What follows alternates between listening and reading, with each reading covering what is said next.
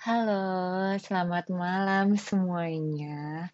Kita sambil menunggu beberapa teman ya ke sini. Terima kasih udah join lagi nih live-nya. Kita sambil menunggu beberapa teman ya ke sini. Terima kasih udah join lagi nih live-nya ya ke sini. Terima kasih udah join lagi nih live-nya Tiga Generasi. Hari ini kita akan kedatangan tamu spesial banget. Cuman kita tunggu sebentar lagi ya sampai beberapa orang terkumpul.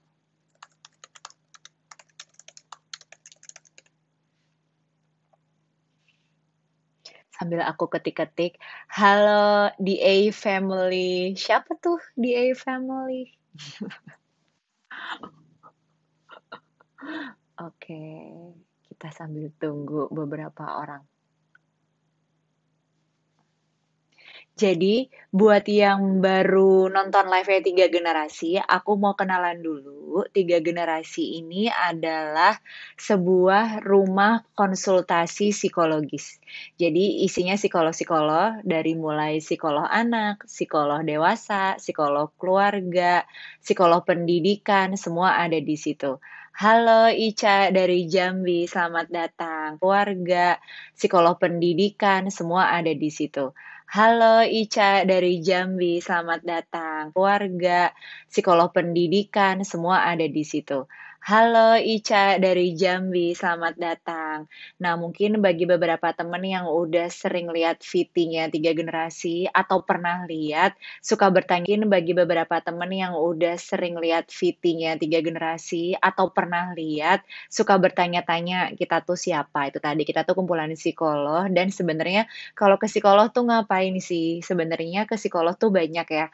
Ada kalau kita merasa ada perkembangan anak atau diri kita nih dari aspek cara berpikir, mungkin juga emosi atau perilaku ada yang perlu bantuan atau mungkin cuman buat pengembangan diri atau tes minat bakat atau bahkan tes-tes premarital tuh juga bisa ke psikolog atau persiapan sebelum nikah gitu.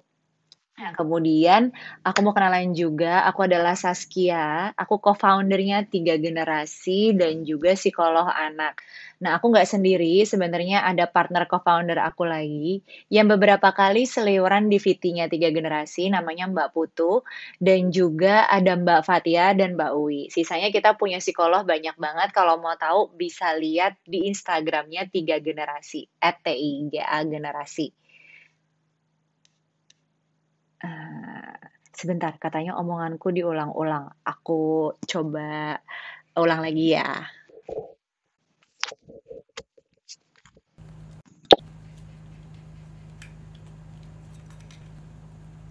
Halo, aku kedengeran nggak?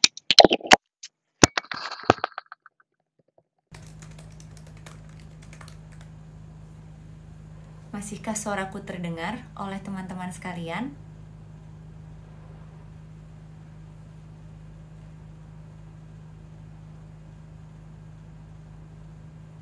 Bentar ya. Oh iya, Bandung hadir, terima kasih. Nanti bentar lagi kita akan kenalin si misteri guest kita nih. Cuman aku tadi udah memperkenalkan diri dan tadi kayaknya sempat ada technical error sedikit karena katanya suaraku berulang-ulang. Nah ini, jadi kali ini kita itu live-nya, biasanya kan aku sendirian.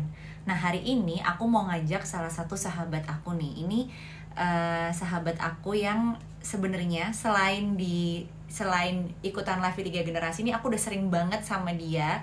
Jadi namanya tuh Aninda. Kayak beberapa orang sebenarnya udah pada tahu Aninda mungkin yang sering lihat Instagramnya. Dia punya dua, satu Arkairan, punya anaknya, sama satu lagi punya Aninda 143 dan sering banget nih dia berbagi pengetahuan tentang hal yang dia pelajari. Jadi Ninda ini adalah lulusan dari S2 psikologi pendidikan anak usia dini. Jadi ada terapan yang khusus jurusan untuk mempelajari pendidikan anak usia dini. Makanya bakal seru banget. Nanti teman-teman sekalian bisa tanya jawab langsung sama aku dan Aninda gitu. Nah, tapi ini Anindanya udah hadir sebetulnya, cuman lagi mencari bagaimana dia bisa masuk ke dalam live ini. Nah, jadi sedikit tambahan informasi tentang Aninda. Kalau teman-teman mau tahu lebih banyak hal yang dilakukan Aninda apa, selain bisa lihat Instagramnya, aku dan Aninda punya podcast sebenarnya, namanya Rumpi Mami, di Spotify, bisa didengerin. Dan itu nanti di situ banyak beberapa topik parenting, termasuk topik psikologi secara umum sih yang kita biasanya suka bahas. Oke, bentar nih, aku lagi mencari bisakah aku menginvite Aninda di sini. Bentar, nggak bisa. Aku lapor timku dulu ya.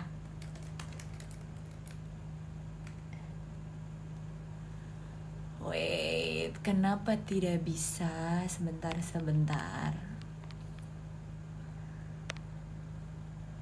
Iya, thank you yang udah suka dengerin Rumpi Mami. Nih bentar ya, Ninda lagi punya masalah teknis nih. Gimana caranya bisa join ke sini? Sebentar. Oh, sebentar. Sepertinya aku bisa menginvite. Tunggu Anindanya mana ya? Kok nggak bisa aku invite? Oh,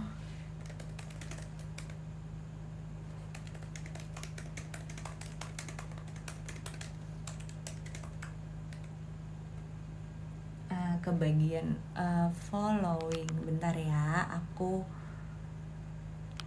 mau lihat dulu.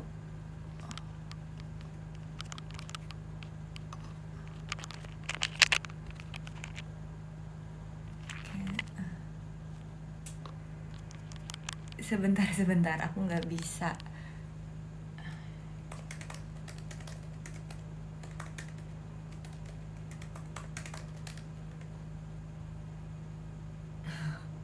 Tunggu ya sebentar, sorry banget kita harus nunggu.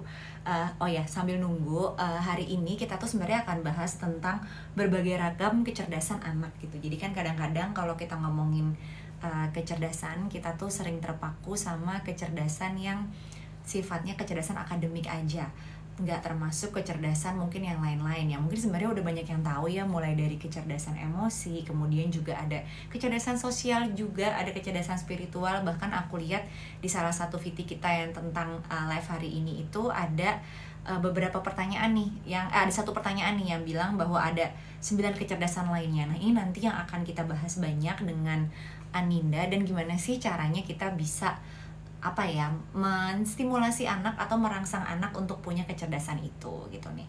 Aku kontak dulu ya Anindanya, kayak nampaknya belum bisa masuk juga. Tunggu.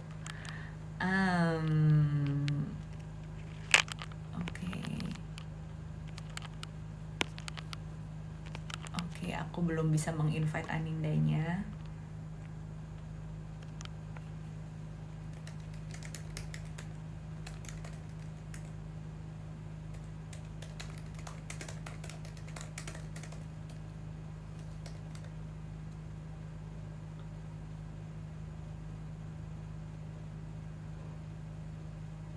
Sebentar.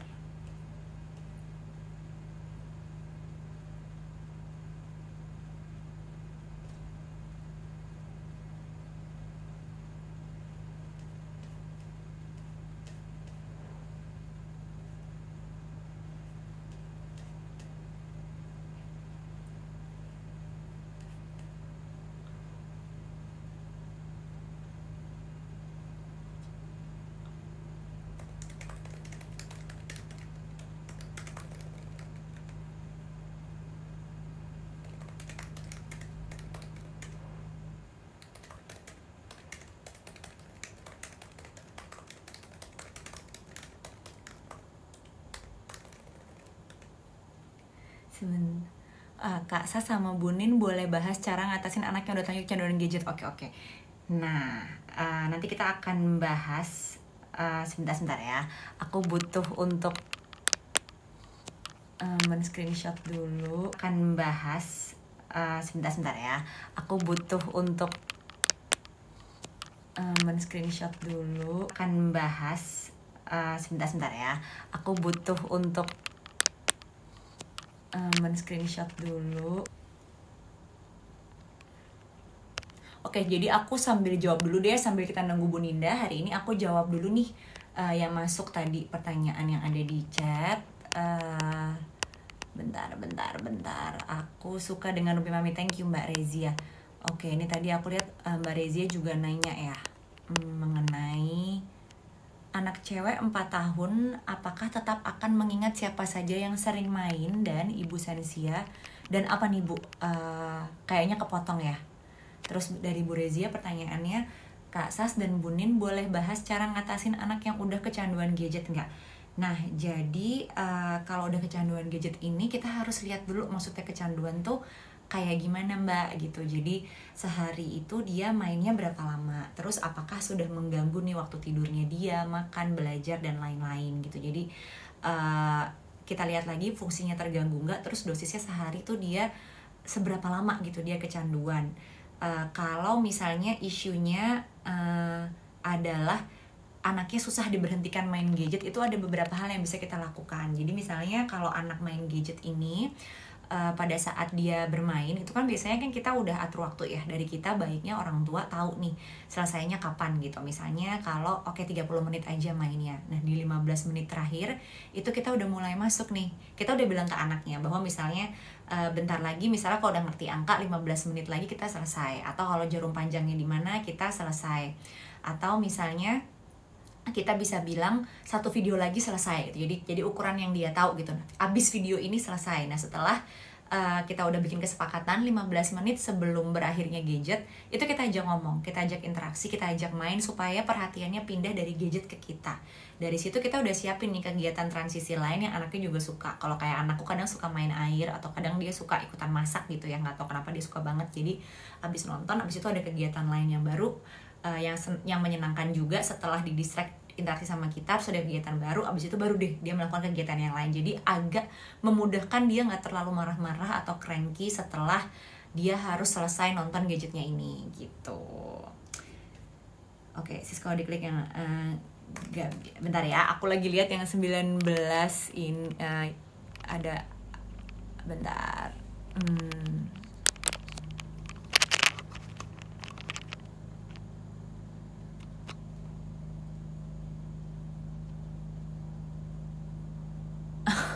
Tunggu, aku malah menjadikan Ninda moderator sebentar.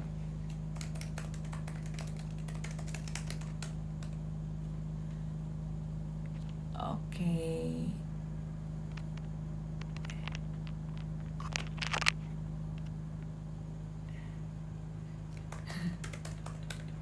Sebentar ya.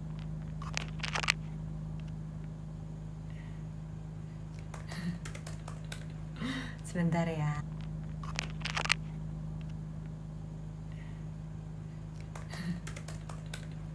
Sebentar ya. Kalau di stop tantrum susah didistraksi. Nah iya, itu kalau tadi kalau mau supaya nggak stop, supaya nggak terlalu tantrum, itu tadi dari kita harus tahu menitnya kapan berakhirnya, kemudian juga gimana caranya kita bisa ngedistractnya tuh. Udah ada kegiatan baru juga nih setelah main gamenya, jadi yang lebih menyenangkan juga. Kemudian baru kita ganti kegiatan lain gitu. Nah ini aku lagi bingung nih, teman-teman ada yang tahu nggak ya gimana caranya bisa memasukkan Ibu Ninda tuh ke sini gitu? Karena tadi aku mau nyobain kok sulit gitu.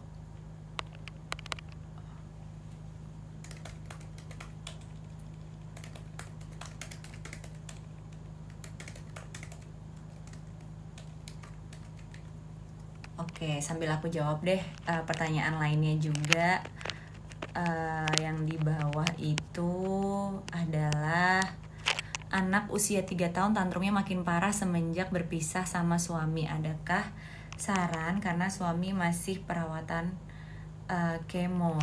Oh iya, ini sebenarnya gini sih, karena aku juga perlu tahu berpisahnya sejak kapan. Karena memang kalau ada sesuatu yang berubah di hidup anak, ada proses transisi ya namanya, atau ada perubahan, itu seringkali salah satu penanda anaknya stres sebetulnya atau sedang cemas itu biasanya tantrumnya makin menjadi gitu. Nah ya ini memang nggak ada rumusan lain yang bisa kita lakukan selain kita mendampingi dia, terus meyakinkan bahwa kita di situ gitu ya. Dan kayak ketika dia tantrum mungkin kita nggak ikut marah gitu, karena itu yang membuat anak biasanya makin lebih panjang tantrumnya.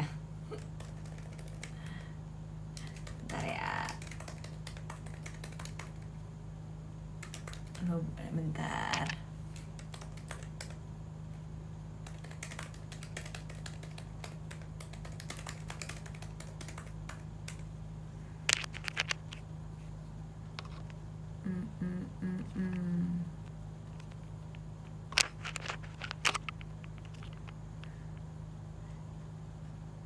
Oke, ini yang ini.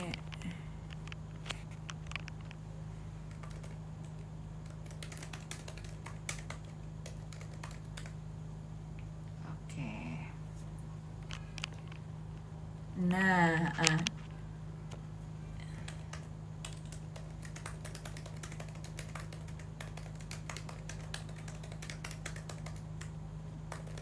nah, teman-teman, jadi gini, karena ada problema mengenai teknis, nanti aku akan jawab pertanyaan-pertanyaan teman-teman di sini dulu nih sebelum nanti, karena udah janji mau live sama Aninda.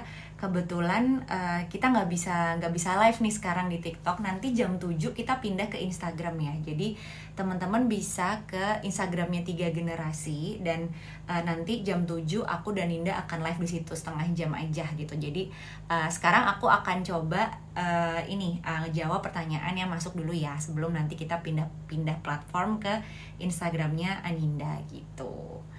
Nah, ini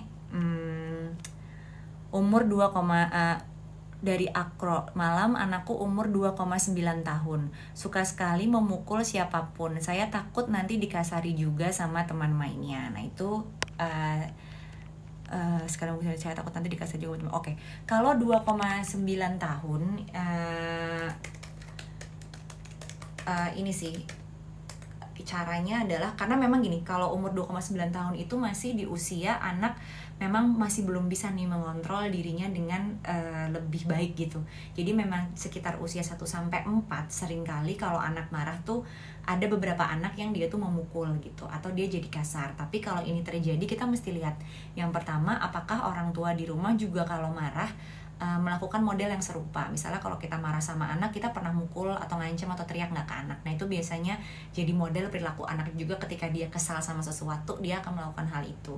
Kedua, ini masalah kontrol diri. Jadi biasanya kita latihannya dengan cara biasanya aku kasih ada tempat aman atau safe place, yang kemudian nanti anaknya di situ akan dia taruh bantal-bantal, kemudian juga kita taruh hal-hal yang dia suka, terus nanti biarin dia untuk kayak melepaskan emosi di situ. Atau ya semudah kalau anaknya mukul, yang kita perhatiin tuh adalah korbannya. Jadi kita tanya korbannya, bukan anaknya kita marahin, tapi kita tanya korbannya, kamu nggak apa-apa, sakit nggak dipukul. Nah, dengan itu tuh anak tahu kalau itu bukan hal yang harus kita perhatikan gitu ketika dia memukul atau dia melakukan sesuatu yang agresif ke orang lain. Nah, setelah itu baru nih kita tenangin anak. Atau kalau kejadiannya rumit banget gitu ya, misalnya bahaya banget, ya anaknya langsung dipisah aja. Habis itu kalau anak udah tenang, setelah emosinya tenang, baru deh kita diskusi sama anak. Sebenarnya kalau kita kesel, apalagi sih yang bisa untuk dilakukan supaya anak jadi lebih tenang gitu, atau supaya kita anaknya nggak terlalu marah-marah gitu sih. Nah, tambahan kalau oke, aku sambil melihat pertanyaan yang ada di sini ya. Jangan lupa nanti jam 7 kita pindah ke Instagram ya Bapak Ibu, supaya bisa ketemu sama Anindanya di Instagramnya Tiga Generasi itu. Baru 6 bulan itu parah banget suka mukul. Oke, kalau yang baru pindah 6 bulan di Indonesia, jadi lebih sering mukul kakaknya yang usia 9 tahun, ini mungkin dilihat lagi ya karena udah 6 bulan.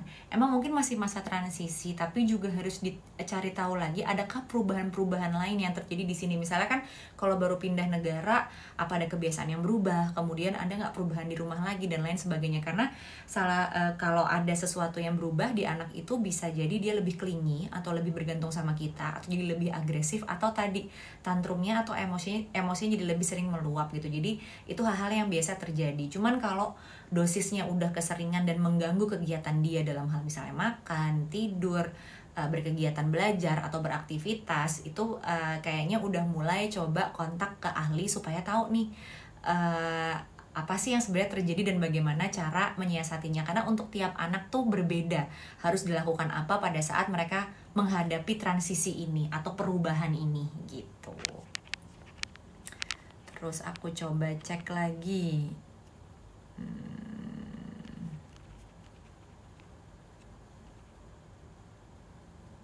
Oke.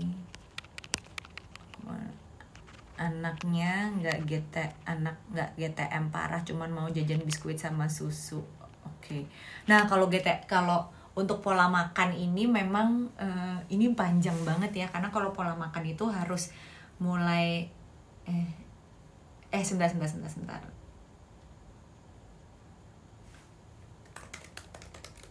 Ntar deh aku jawab yang GTM dulu tadi. Kalau misalnya makan itu tuh sebenarnya lebih ke gimana caranya kita juga atur punya jam makan yang konsisten. Kalau aku gini, biasanya 1 jam sebelum makan aku nggak kasih anakku makan makanan snack lain yang kalau dia makan dia jadi nggak mau makan gitu. Nah jadi tapi pelan-pelan. Kalau udah kebiasaan ya kita misalnya nguranginnya pelan-pelan aja, jangan langsung 1 jam, misalnya kayak 15 atau 20 menit sebelum makan gitu. Terus kemudian juga aku biasanya tanya ke anak aku sebelum makan, maksudnya paginya atau siang gitu ya, kamu nanti mau makan apa, tapi baru boleh makan biskuitnya kalau makan besar tuh udah gitu. Jadi kayak dituker posisinya gitu. Atau kalau makan juga dijadiin kegiatan makan tuh lebih menyenangkan kali ya, jadi supaya supaya anaknya juga jadi termotivasi dan ngerasain tuh makanan-makanan lain. Atau kadang-kadang yang menarik juga, ternyata di beberapa penelitian bilang kalau kita ngasih anak nih makanan dalam tempat yang ada gambar-gambar, bisa pasangin stiker, bisa pasangin nggak, bisa tempat makan yang mungkin gambar tokoh favoritnya gitu. Nah itu memudahkan anak juga nih untuk mau makan. Jadi coba untuk ibu yang sedang berusaha supaya anaknya nggak makan biskuit sama susu aja, coba ditambah hal lain. Dan jangan jangan kayak daripada nggak makan udahlah kasih biskuit sama susu aja. Coba kita lihat anak itu punya jam, dia akan tahu kapan dirinya sendiri lapar kalau kita latih. Karena kalau nggak kita latih ya dia akan dengan proses, kalau lapar ya udah dia makan aja biskuit sama susu, nanti dia kenyangnya kenyang bohong, nanti jam berapa dia minta lagi hal itu dan akhirnya dia nggak makan nutrisi yang seharusnya dia makan. Tapi itu perjalanan panjang banget untuk ngebentuk anak akhirnya mau lagi makan hal yang lain lagi gitu. Nah ini berhubung ternyata maaf banget nih, jadi kesalahan teknisnya terjadi karena kita baru tahu bahwa untuk bisa join live tambahan, jadi untuk bisa ada live berdua, Bu Nindanya harus 1000 followers nih, sementara saat ini belum. Jadi kalau bisa follow Bu Nindanya, silahkan di follow Bu Nindanya dulu gitu. Tapi nanti kayaknya tetap jam 7 kita 5 menit lagi kita kayaknya akan pindah ya dari platformnya TikTok ke Instagram supaya bisa live bareng sama Bu Nindanya gitu. Maaf banget karena kita kayaknya baru tahu nih kalau karena beberapa waktu lalu ketika aku live, beberapa dari teman-teman yang sedang nonton sekarang tuh bisa ikut join live gitu. Nah kita baru tahu kalau ternyata ada kapasitas minimumnya untuk bisa join ke sini gitu. Nah ini ada pertanyaan lagi, ponakan umur 3 tahun belum bisa ngomong satu kata pun, gak fokus kalau dipegang terus teriak, nah itu gimana? Nah, kalau ini menurut aku karena usianya udah 3 tahun tapi beneran nggak belum ngomong satu kata pun, atau sebenarnya ada kata-kata yang sebenarnya udah jelas tapi belum banyak gitu. Kemudian nggak fokus nih seberapa lama. Jadi kalau kita ngitung fokus itu ngitungnya dengan cara 1 sampai 3 menit kali usianya. Jadi kalau 3 tahun tuh 3 sampai 9 menit untuk hal yang dia suka. Nah, kalau dia nggak suka ya udah deh, dia bakalan lari atau dia bakalan cari kegiatan lain lagi yang dia lebih senang gitu. Dan kalau misalkan ternyata bahkan sampai 3 sampai 5 menit aja dia nggak bisa, oke mungkin ada masalah fokus. Dan coba kita lihat lagi, kalau dari situ sepertinya harus ke ahli nih untuk tahu bener nggak ini anak ada tumbuh kembang lainnya yang memang harus dikejar dan harus distimulasi lebih banyak, atau memang kitanya aja ternyata salah memperhatikan bahwa si anak sebetulnya nggak apa-apa, cuman karena kita kurang pengetahuan kita nggak tahu kalau dia sebenarnya nggak apa-apa gitu. Jadi ini kalau emang udah sampai 3 tahun terus kayak satu kata pun belum keluar, kemudian fokus dirasa pendek banget, coba cari ahli untuk dinilai lagi biasanya apakah ini tumbuh kembangnya udah sesuai anak-anak seumurannya atau belum gitu. Nah terus untuk anak usia 22 bulan susah dibilangin, dia jawab terus jangan di situ basah, dia jawab di situ aja. Nah emang kalau di usia 1 tahun ke atas gitu ya, sampai 4 tahun, sampai 3 tahun lah biasanya, sama kok kayak anak aku, itu tuh kalau kita ngomong apa dia kayak ngeyel gitu ya, dia ngomong hal yang sebaliknya gitu, jadi dia malah nggak dengerin instruksi kita. Jadi sebetulnya memang itu usia, itu bukan ngeyel, tapi itu usia anak dimana sebenarnya dia sedang berkembang nih kemampuan untuk dia menentukan sendiri, berinisiatif maunya apa, terutama di 22 bulan tuh masih baru mau mulai banget gitu. Makanya suka ini sih, suka apa ya, suka menguji kita gitu ya, emosi kita ngomong apa dia malah ngapain, kita bilang jangan dia malah melakukan hal tersebut gitu. Jadi saranku sih kalau dibilangin, coba ngebilanginnya tuh lebih fun aja. Misalnya gimana ya, misalnya kalau aku suka minta anakku untuk ngerapihin mainan, tapi kalau aku bilangnya Saga rapihin ya mainannya taruh situ gitu, dia mungkin nggak mau. Tapi kalau misalnya aku bilang yuk cepet-cepetan sama mami kita balap-balapan, ngembaliin uh, mainan-mainan ini ke dalam kotak warna apa gitu, nah itu dia baru itu cepet-cepetan gitu. Jadi kita modifikasi juga cara kita menginstruksikan anak. Terus kalau instruksi itu yang jelas, kadang kan kita ngomong apa, mainan-mainan ini ke dalam kotak warna apa gitu, nah itu dia baru itu cepet-cepetan gitu. Jadi kita modifikasi juga cara kita menginstruksikan anak. Terus kalau instruksi itu yang jelas, kadang kan kita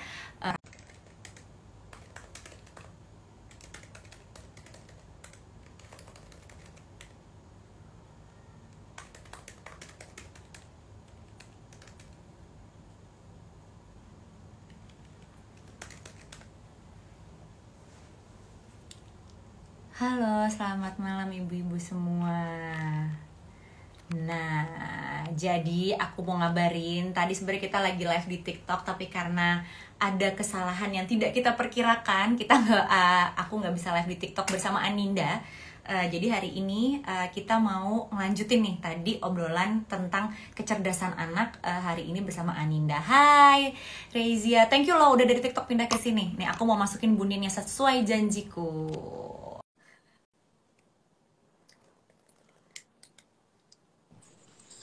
Bunda. gue udah ngeliatin lo terus kayak aduh tuh anak, ayo jawab terus pertanyaan, jawab terus. Jadi teman-teman, seperti biasa ya, aku sama Aninda tuh untung kita tuh sehati. Jadi tadi kita lagi live di TikTok, terus ada sebuah kesalahan yang dilakukan oleh tim di generasi.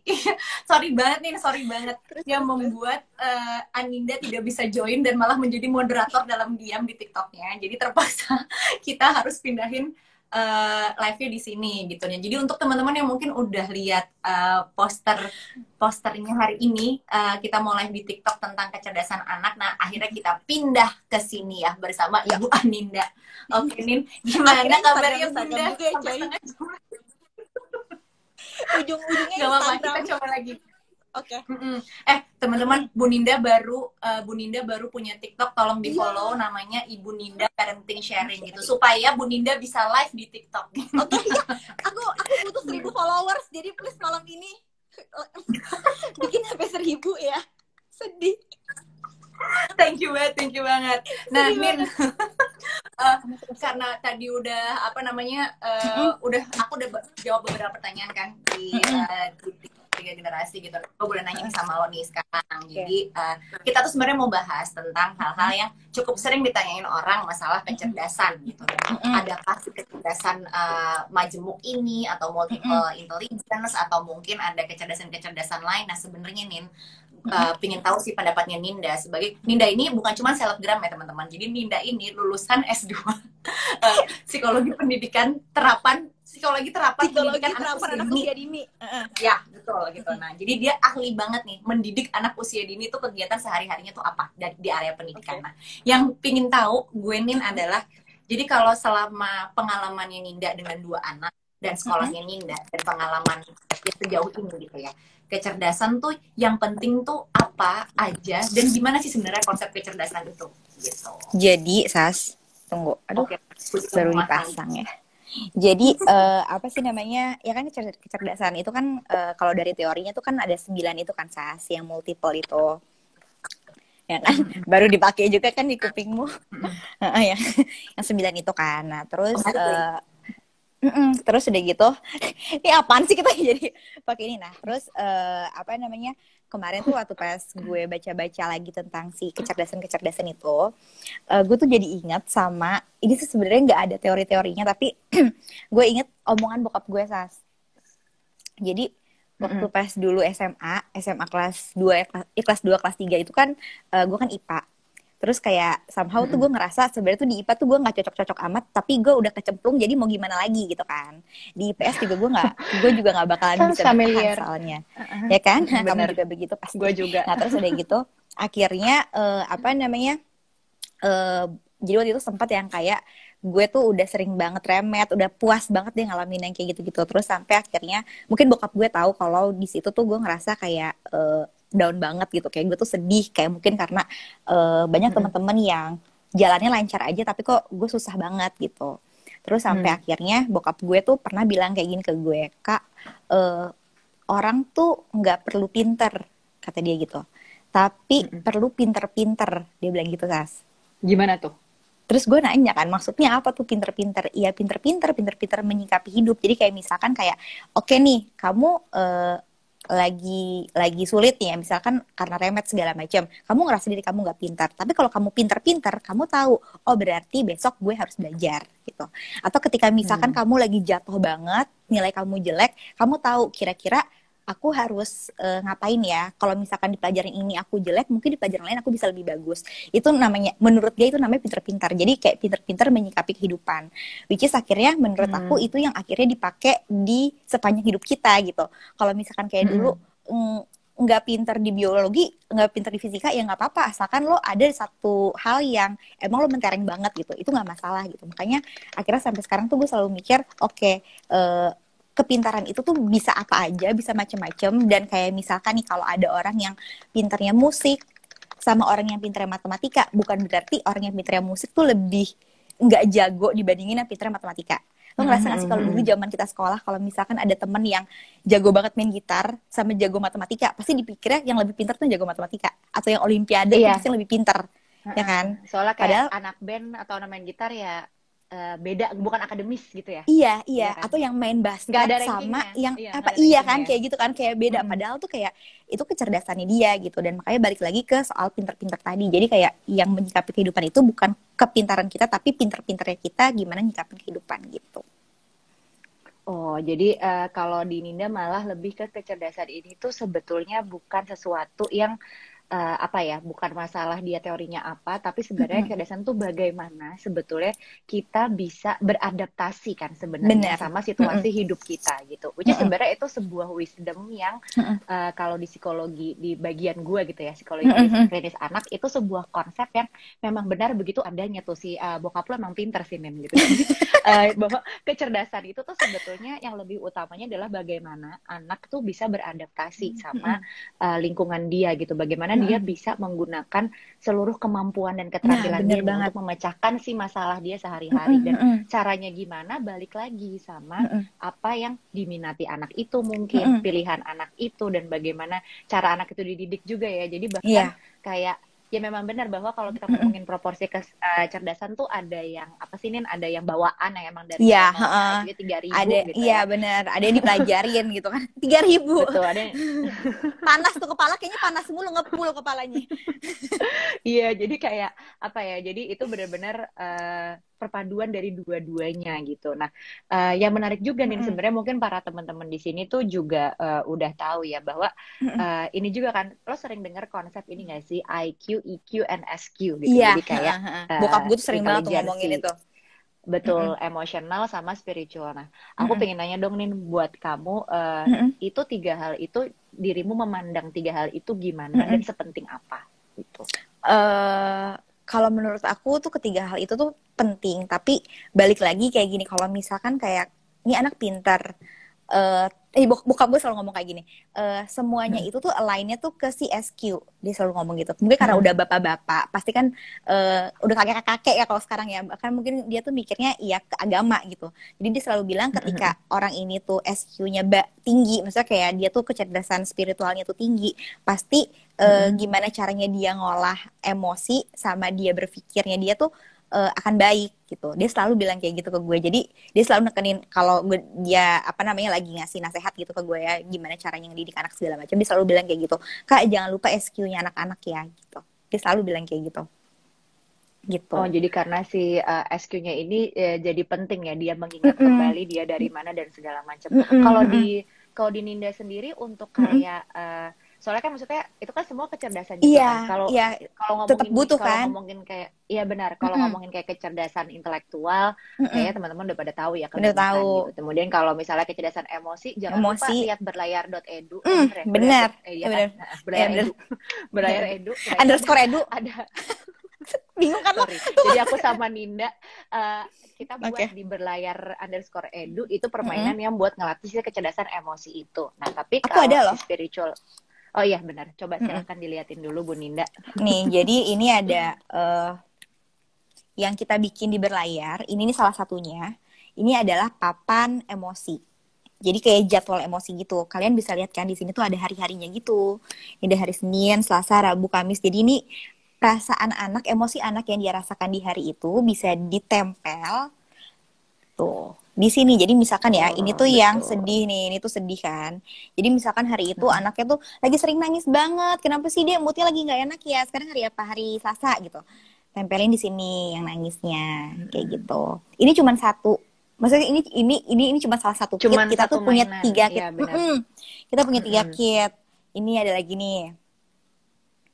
Iya tuh Tuh, ini roda emosi ya. roda emosi. Jadi kalau misalkan ini sama aja sih sebenarnya sama yang tadi. Jadi itu pakainya kalau misalkan adik sekarang kenapa nangis atau adik kenapa marah gitu. Iya tadi soalnya mainan aku dirusak sama kakak misalnya kayak gitu. Berarti nanti kita bisa tunjukin di sini berarti sekarang tuh ada lagi ngerasain marah kayak gitu. Ini bisa ditempel karena menggunakan magnet. Jadi bisa dilepas Mm-mm. pasang Bukan gitu. ilmu, bukan iya, bukan tenaga dalam ya. Jadi Bukan magnet bukan ini debus, bisa bukan debus ibu-ibu. Aduh, ini sampai ada yang komentar ketika Mbak Saskia sama Mbak Ninda ngobrol nggak ada yang bisa cegah. Maaf ya teman-teman, aku nggak bisa soalnya kalau sama Ninda santun-santun. Nggak bisa, nggak bisa. Ada satu lagi yang mana Ibu? Ada lagi 2 lagi, Bu. Ada 2, Bu. Ini ada yang Bener. yang ini kartu emosi. Jadi ini apa namanya? Di berlayar ini kita tuh punya 4 tokoh. Ada ayah, ibu, nah Saga sama Aira.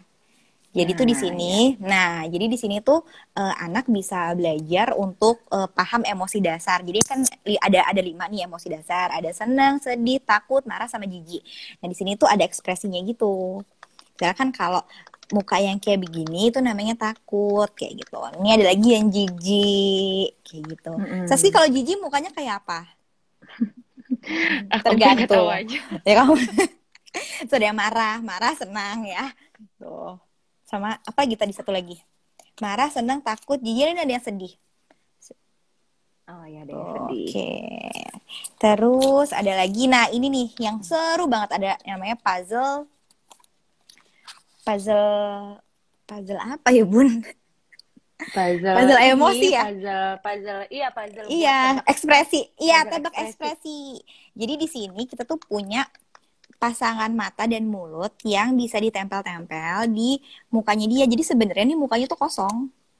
Tuh bisa dilepas pasang gitu. Nah, ditempelinnya tuh di sini gitu. Kalau ekspresi belum dikasih duit sama suami gimana Bu Ninda coba itu ada dipasang. bisa. Gue seneng nih kayak gini-gini nih. Sas, tadi balik lagi Sas. Kalau yang tadi kan itu kan menurut bokap gue kan. Menurut ayah, kalau menurut aku ya ketiga kecerdasan tadi ya tetap harus tetap harus diasah. Jadi bukan hanya si spiritualnya aja yang ditingkatin, tapi gimana kita meningkatkan intelektualnya sama si emosinya gitu.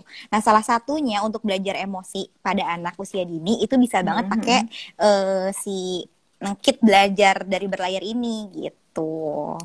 Iya, Tadi apa? jadi kalau belum digaji ya sama orang tua. Oh ya, sambil Ninda Suami. menyusun ekspresi emosi puzzle kalau belum dapat gajian. Jadi sebenarnya kalau kecerdasan emosi tadi itu cara ngelatihnya, kalau intelektual kan teman-teman udah tahu ya, dari sekolah juga udah dikasih lah kegiatan-kegiatan gitu. Terus kemudian kalau emosi itu tadi dimulainya kalau dari anak-anak kecil dari mengenal emosinya dulu gitu, karena dari kenal dia tahu dia bisa menyebutkan, dia akhirnya bisa lebih mengelola emosinya dengan baik. Kan kalau kita ngomongin kecerdasan emosi tuh dari mulai dia kenal, dia bisa ngelola sampai bagaimana dia mengeluarkannya kan. Jadi bukan gak boleh marah, tapi marahnya tuh kayak apa? Iya, benar banget, misalnya, benar iya banget. kan.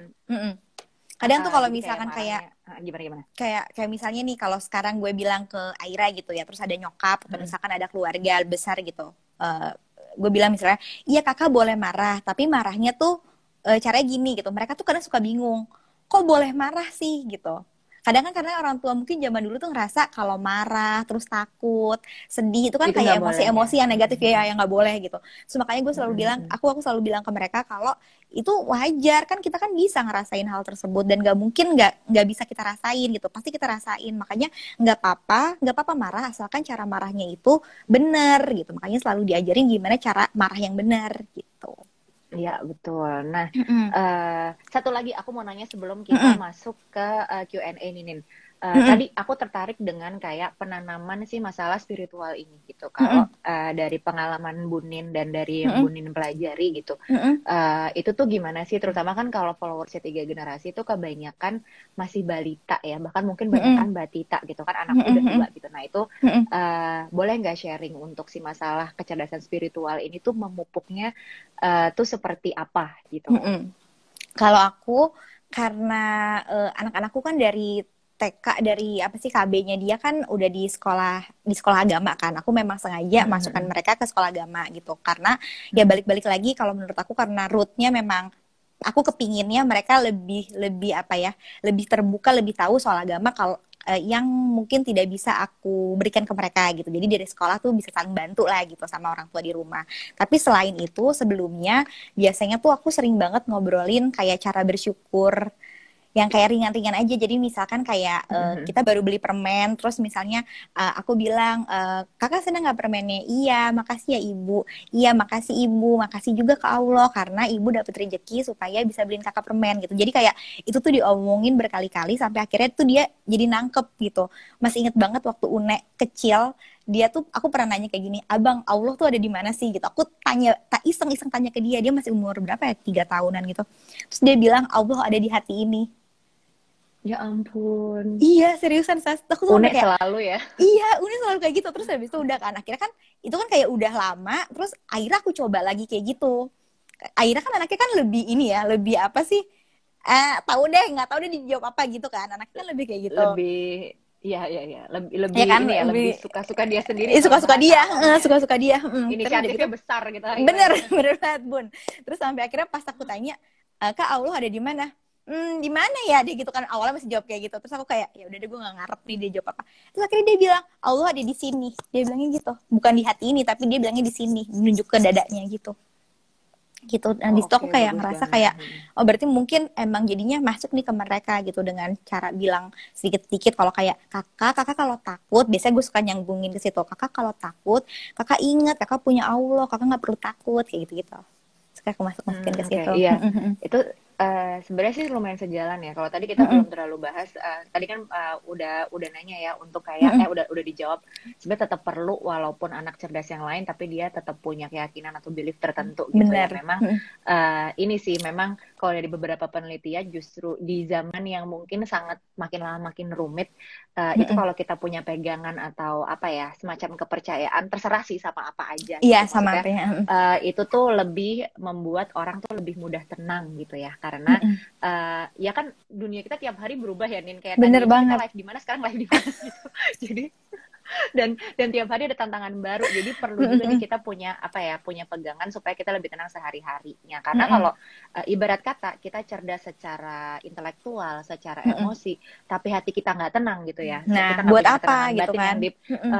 Selain buat apa, kita nggak bisa ngakses kecerdasan kita nggak sih? Karena kita terlalu panik sama berbagai hal. Jadi memang punya kepercayaan terhadap sesuatu yang lebih besar dari kita, apapun itu, mau itu alam, mau itu pencipta kita, tuh hal yang baik sebetulnya. Dan memang kalau ditanamin ke anak-anak itu, kalau dari psikologi ya beberapa yang aku tahu, memang kita sebenarnya masuknya kalau dari kecil tuh lebih ke nilai-nilai baik gitu sih Nin, kayak sama kayak kamu sih, kayak misalnya bersyukur, terus kayak perasaan misalnya oh Tuhan itu kayak perasaan sayang, kayak perasaan cinta, jadi dia adanya di mana gitu. Jadi sebenarnya mulainya dari situ, walaupun nanti di depan sana bisa terjadi apa aja, tapi yang penting anak punya role modelnya ya, untuk tahu dia tuh baliknya tuh kemana gitu.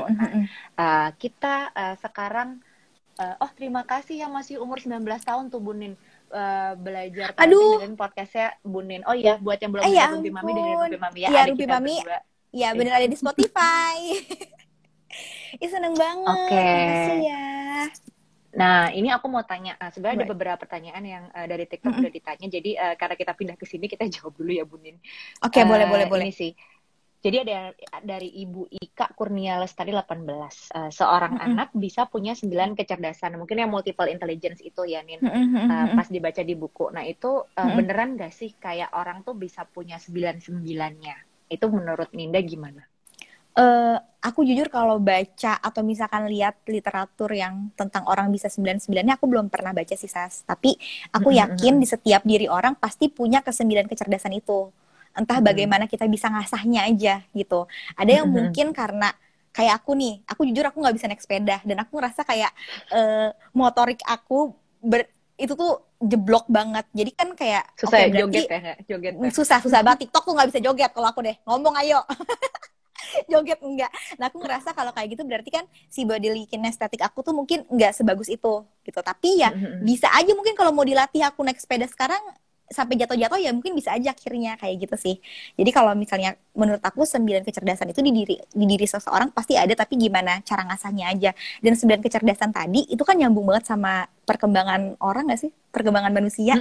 Ya kan 9-9-nya. Jadi kayak dari yang tadi tuh body kinesthetic itu masuknya ke motorik, ke perkembangan apa namanya fisiknya dia gitu. Terus ada lagi yang problem yang matematik itu itu masuknya ke kognitif gitu kan, ya, numerik matematik. Terus ada kayak gitu, iya bener. Jadi itu kan nyambung banget ke perkembangan diri seseorang.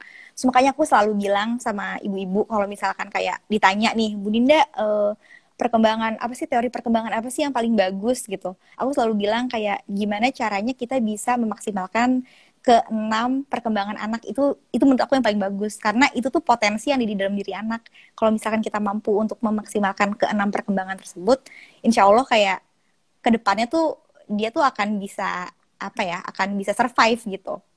Anak gitu.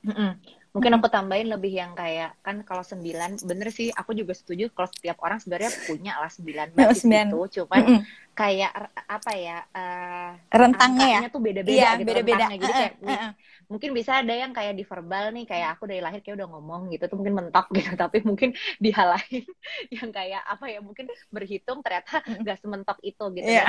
Gimana caranya sebenarnya gamenya ya sulit ya kalau punya semuanya sama-sama tinggi, tapi mungkin ada kita yang belum tahu aja ya, Nin. Tapi lebih ke arah kalau kita tahu anak kita tuh udah bagusnya di mana, yang lainnya mau ditambah tuh seperti apa gitu caranya. Dan lebih ke, karena zaman sekarang tuh kan kebutuhannya ketika kita hidup di zaman ini, kita kayak nampak harus bisa semuanya, semua hal itu kan. Bener banget. Kayak bukan cuman kita ngerti secara verbal, misalnya ilmu kita nih, misalnya kalau di kita yang di area psikologi, bukan cuman kita, bahkan kita harus bisa sedikit memahami logika hitungan buat penelitian gitu kan.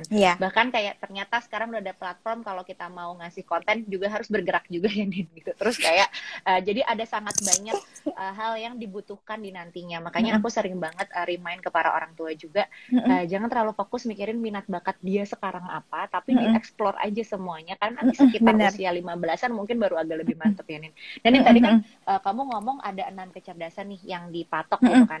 Nah itu ditanya sama Bu Tania Zra, jabarin dong ke-6-nya itu apa gitu. Ke-6 perkembangan itu dia ada fisik motorik itu jadi 1, terus ada kognitif bahasa, dan ada sosial emosional.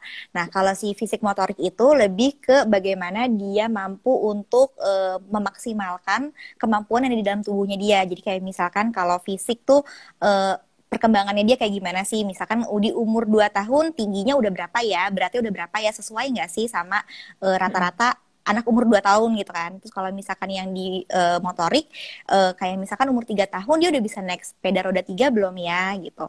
Ada tanda-tanda yang di umur segitu anaknya tuh udah bisa apa gitu. Itu di fisik dan di motorik.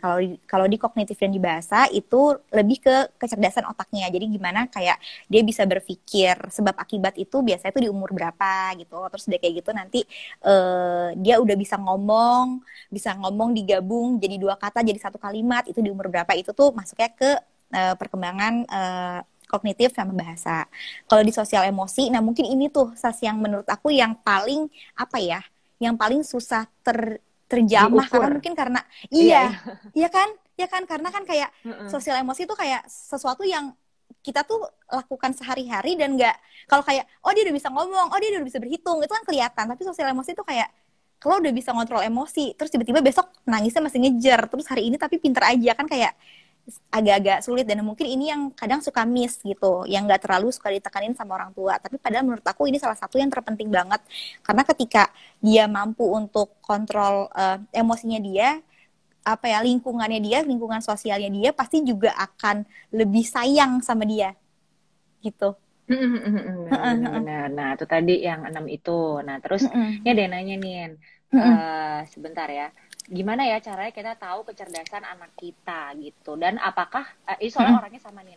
Apakah kalau Oke. anak waktu belajar daring itu nggak bisa diem, mungkin bergerak terus, nah itu tipe kecerdasannya tuh gimana? Nah ini Ninda dulu, nanti aku juga sambung deh. Jadi gimana cara kita tahu anak kita tuh kecerdasannya tuh kecerdasan apa? Dan kemudian kayak kalau anaknya belajarnya tuh nggak bisa diem pas belajar online terutama ya pada saat ini, itu tuh dia sebenarnya tipe kecerdasan tuh kecerdasan apa sih menurut Bunin gimana? Nah, itu balik lagi kalau misalkan kita mau tahu dia kecerdasannya apa, itu biasanya terlihat di kesukaannya dia apa. Biasanya itu udah pasti udah paling terlihat ya. Jadi misalkan kayak dia kok kayaknya punya kesukaan di olahraga ya. Oh, berarti mungkin dia body kinestetiknya tuh dia oke gitu. Kayak Une kayak gitu, Sas. Jadi kelihatan banget dari kecil tuh dia nggak bisa diam gitu. Main Terus bola atau ya. main bola, atau misalkan kayak dari kecil tuh seneng banget sama musik atau seneng banget sama dancing. Oh, mungkin dia artsnya bagus atau seneng banget gambar. Itu kan ada ya yang kayak dikasih pensil dikasih pensil sama kertas tuh udah langsung bisa gitu, bisa gambar gitu. Itu bisa dilihat dari situ. Terus kalau misalkan dia nggak bisa diem, itu kayaknya wajar banget nggak sih kalau anak kalau anak Sekolah nggak bisa daring. diem. Iya, aku aja bahkan kalau misalkan lagi kerja aja tuh kadang masih suka ngegeser-geser kursi segala macam, karena memang kebutuhan untuk bergeraknya tuh ada gitu. Apalagi kalau misalkan anak itu masih usia sekolah, terus terlihat memang nggak bisa diem, itu sebenarnya sih wajar banget ya, Sas ya. Iya, karena bosan juga sih. Jadi kayak menurut aku kalau untuk tahu, mungkin bukan kita tahu kecerdasan yang kali ini nih, yang lebih yang kayak dia lebih dominan atau apa minatnya tuh gitu, ke arah sukanya mana kemana, gitu. iya Iya, minatnya. sukanya kemana gitu. Apalagi soalnya kalau yang kecil-kecil itu kan masih dalam perjalanan juga, dan kadang kita bisa lihat kalau kayak Une mungkin dari kecil motoriknya udah di atas rata-rata anak-anak lain gitu ya. Yang anak lain mungkin kayak baru lompat di umur 3, mungkin Une belum 3 tahun juga udah loncat-loncat, lari-lari gitu, yang udah lebih cepat gitu kan. Jadi kayak Saga mungkin nurun ya gitu. Jadi dia sekarang kan umurnya 2,5. Satu kalimat dia tuh bisa 5 sampai 6 kata gitu. Dan dia emang seneng banget cerita gitu. Jadi keren. anak kamu banget berarti. Anak aku banget berarti nggak ketukar gitu. Nggak ketukar. Dan itu kan kayak mungkin anak lain yang sepertinya kelihatannya kok kayaknya di umurnya Saga nih 2,5 tahun tuh kayak baru keluar kalau ngomong belum nyampe 3 kata, ya nggak apa-apa gitu, karena sebenarnya juga ada batasan normalnya ya Nin, yang sebenarnya ya anak umur segitu nggak sih, tapi kebetulan di anak aku mungkin secara verbal tuh lebih menonjol, di anak Ninda secara motorik lebih menonjol, dan di anak lain tuh juga beda, bisa beda lagi gitu. Dan bener-bener. Iya, karena kalau di tes IQ sekarang juga menurut aku tuh satu alatnya susah banget, nggak ada ya ada sih, cuma maksudnya kayak nggak kan masih belum dia pelajari juga kan, karena kan kalau kita ngomongin kecerdasan tuh baik lagi ada yang nanya nih, kecerdasan ini genetik apa dari nutrisi juga, dari hamil. Menurutku sih dari semuanya ya Nin gitu, karena kita kalau udah dikasih apa sih misalnya perangkat otaknya segala macam tuh misalnya bagus banget, tapi nggak pernah kita isi, nggak pernah kita latih prinsip otak tuh, kalau nggak pernah dilatih ya dia nggak bakal kebentuk secara otak ya gitu. Jadi sama kalau misalnya dikasih biasa-biasa aja, tapi kita ngelatihinnya banyak ya, lama-lama dia terbiasa, kesimpan gitu. Nah dari pendapat tuh gimana nih? Soalnya nih ternyata mungkin banyak yang kayak, oh kalau misalnya bapaknya pinter harusnya anaknya pinter juga gitu. Sementara tadi penjelasan Dinda, pinter itu kan banyak gitu ya. Dan bisa jadi bapaknya pinter apa, anaknya beda lagi pinternya. Ya kan? Kadang ada yang kayak orang tua tuh kayak, kok saya pinter banget nih, dulu saya insinyur misalnya, tapi kok anak saya matematika aja tuh jeblok banget gitu. Dan menurut aku itu nggak apa-apa banget. Iya kamu ya. Itu nggak apa-apa banget kayak begitu. Jadi kayak aku kadang suka ngelihat kayak kesian gitu. Ada yang aku ingat, jadi beberapa minggu lalu tuh sempat ada yang nge-DM aku, dia cerita anaknya dia sekarang umur 2 tahun sudah mau dimasukkan ke KB, kelompok bermain, umurnya 2 tahun.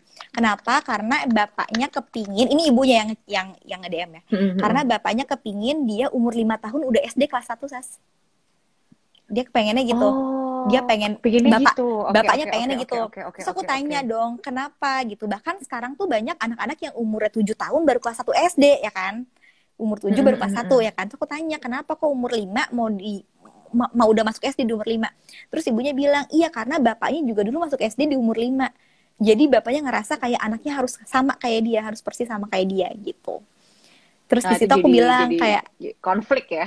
Iya kan? Iya, terus ibunya tuh bilang kayak ini saya harus apa gitu. Terus aku bilang ke ibunya kalau memang ya tiap anak tuh nggak bisa dipaksain. Mungkin kita bisa nih, mungkin dulu kita digituin sama orang tua kita dan kita bisa, tapi bukan berarti hal tersebut perlu kita turunkan ke anak supaya anak juga melakukan hal yang persis kita lakukan dulu gitu. Coba dilihat mungkin anaknya ada kecerdasan-kecerdasan lain nggak yang mungkin anaknya tinggi di kecerdasan itu gitu. Aku tanya kayak gitu sih, aku waktu itu sempat bilang. Oke, gitu. Nah ini sebelum aku nanya lagi ke Ninda nih, soalnya ada pertanyaan, apakah ada tes yang Ibu Kiara 2802 memetakan jenis kecerdasan pada diri anak, dan apakah tes IQ masih perlu dilakukan untuk mengetahui kelebihan kekurangan? Sebenarnya gini sih, kalau aku pribadi, sebagai psikolog biasanya itu aku pakai bukan hanya untuk mengukur intelijensi ya, karena sebenarnya kan angkanya itu tuh gak matters gitu buat aku, tapi itu melambangkan apa sih sebetulnya. Misalnya kalau ya memang kebutuhannya masuk sekolah ya kita tes gitu, tapi misalnya lebih ke arah aku mengetahui kelebihan dan kekurangan cara berpikir anak itu. Misalnya kalau di tes IQ itu kan ada beberapa yang tadi kan ada kemampuan yang menghitungnya, kemudian verbalnya dan lain sebagainya. Jadi aku bisa tahu, oh anak ibu nih misalnya dominannya dia lebih cepat menangkap sesuatu di area mana gitu. Terus aku tahu daya tangkapnya seberapa dan gimana cara dia mempelajari hal baru. Jadi lebih ke karakter anaknya justru, selain cara dia memecahkan masalah yang aku pakai sebenarnya hampir untuk pada banyak hal, lebih kayak untuk mengerti dunia anak ini juga. Jadi tapi memang aku suggest sebetulnya kalau usia SD ya ada sih juga yang buat TK gitu. Cuman biasanya masih karena kan tes itu juga ada bagian yang dimana dia punya pengalaman sebelumnya belajar, jadi dia bisa ngerjain tes itu, sama ada yang on the spot gitu, jadi itu bisa kelihatannya di situ juga gitu. Jadi ya boleh aja kalau pengen tahu, tapi sebenarnya fungsinya tuh banyak, nggak cuman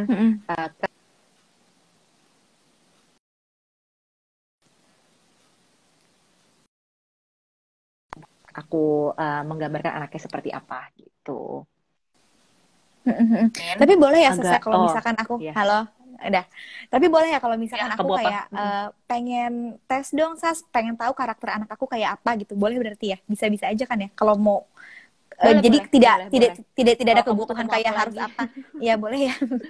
Ayo dong ketemu lagi. Enggak ya boleh. Iya enggak selalu sih. Kadang-kadang kan kita pengen tahu perkembangannya sampai mana, terus pengen tahu aja. Ya boleh aja kalau emang request itu, atau ya ada juga checklist perkembangan. Tapi kalau mau di bagian itu juga ya biasanya aku juga bisa kasih tahu sih gitu. Nah terus wow, kita udah 19.30, 5 menit lagi dijalinin kan. Iya, gitu. Kok nggak ada rasanya ya ngomong sama kalau aku Dina ngomong mulu, ntar kapan-kapan kita live lagi yang lebih proper ya di sini.